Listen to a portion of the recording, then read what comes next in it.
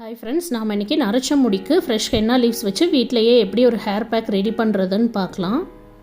இதுக்கு நான் மருதாணி இலை பறித்து வச்சுருக்கேன். இதை நல்லா வாஷ் பண்ணி எடுத்துக்கோங்க. மருதாணி செடியில் நிறைய பூச்சி இருக்கும், அதனால் ஒரு 2-3 தடவை நல்லா அலசி எடுத்துக்கோங்க.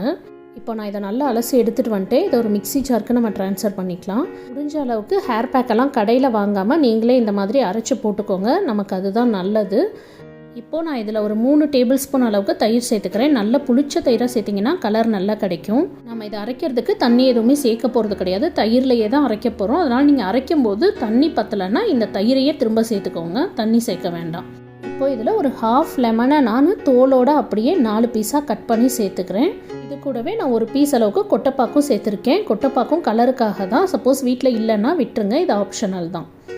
கடைசியாக நான் இதில் ஒரு சின்ன பீட்ரூட்டில் 1/2 பீட்ரூட் மட்டும் கட் பண்ணி சேர்த்துருக்கேன். பீட்ரூட் சேர்க்கும் பொழுது ஹேர் கலர் ரொம்ப நல்லா வரும், ஒரு பிங்கி ஷேட் கூட கிடைக்கும். பார்லரில் போய் கலர் பண்ண மாதிரி இருக்கும்.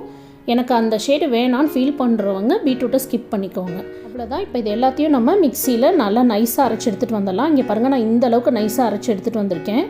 ரொம்ப ஃபைனாக பேஸ்ட் ஆகிடுச்சு. இதை இப்படி இருக்கும் பொழுது ஹேரில் அப்ளை பண்ணுறதுக்கு நல்லாயிருக்கும், உதிராது. என்னால் அப்ளை பண்ணுறதுக்கு இந்த மாதிரி ஒரு பிளாஸ்டிக் ப்ரஷ் வச்சுக்கிட்டிங்கன்னா உங்களுக்கு யூஸ்ஃபுல்லாக இருக்கும். கையெல்லாம் ரெட் ஆகாது. சப்போஸ் ப்ரஷ் இல்லாட்டி நீங்கள் கையிலேயே ஃபுல்லாக அப்ளை பண்ணிக்கோங்க.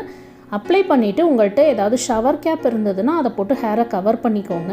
அப்படி ஷவர் கேப் இல்லைன்னா நீங்கள் ஏதாவது ஒரு பழைய டவல் இல்லை ஒரு தேவையில்லாத கிளாத்தை கூட கழுத்தை சுற்றிக்கிட்டிங்கன்னா அதுலேருந்து வழிகிற ஜூஸ் உங்கள் ட்ரெஸ்லலாம் ஆகாமல் இருக்கும்.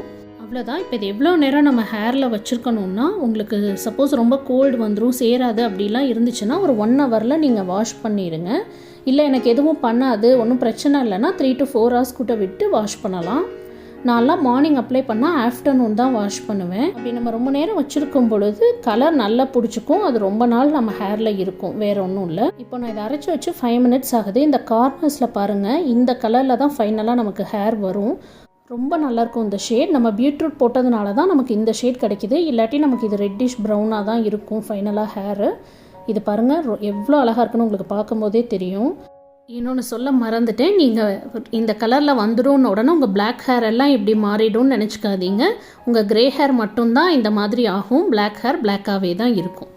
நான் இது ஒரு டைம் அப்ளை பண்ணேன்னா எனக்கு 6 months வரைக்குமே இருக்கும். அப்புறமா தான் க்ரே ஹேர்ஸ் திரும்பவும் ஒயிட்டாக மாறும். நான் திரும்ப அப்ளை பண்ணிக்குவேன். இது ஒருத்தரோட ஹேர் டைப் பொறுத்தது. நீங்கள் உங்களுக்கு அப்ளை பண்ணி பார்த்துட்டு எவ்வளோ நாள் வருதுன்னு அதுக்கேற்ற மாதிரி திரும்ப ரீஅப்ளை பண்ணிக்கலாம்.